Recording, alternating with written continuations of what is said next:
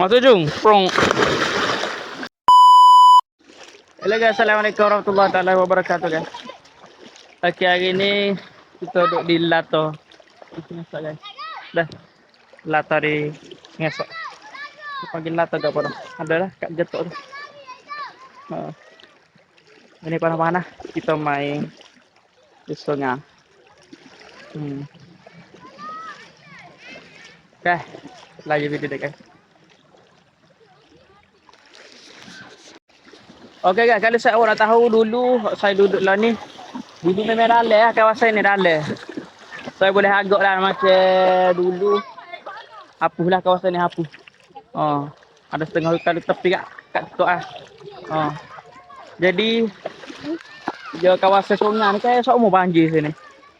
Oh, dia seumur banjir. Jadi kan disebabkan banjir seumur kawasan ni. Jadi pasir pun dia akan naik lah. Banjir, pasir tu akan naik.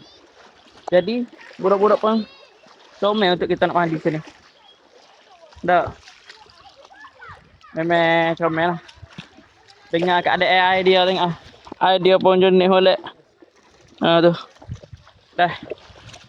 Jom kita nak pergi mandi sudah. Tengok ada ngigak. Dia gak ikan. Jom guys. Ya dah.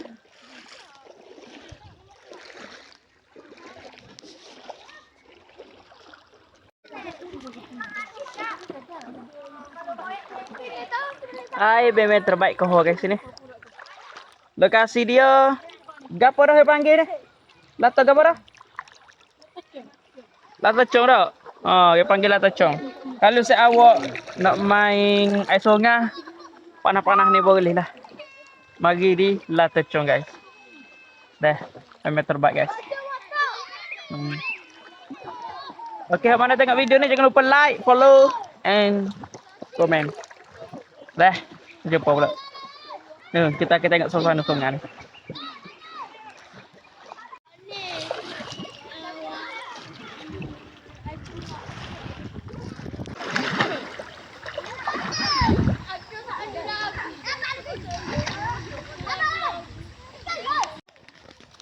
Okey guys, jangan risau saya awak air sini memang kohor dah. Air sini memang kohor tengok. Saya pun boleh guna sini. Air kohor jadi saya awak kalau nak main air sini boleh mari dah. Dah.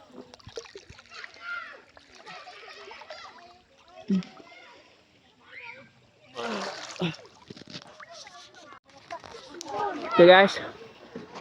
Saya tengok.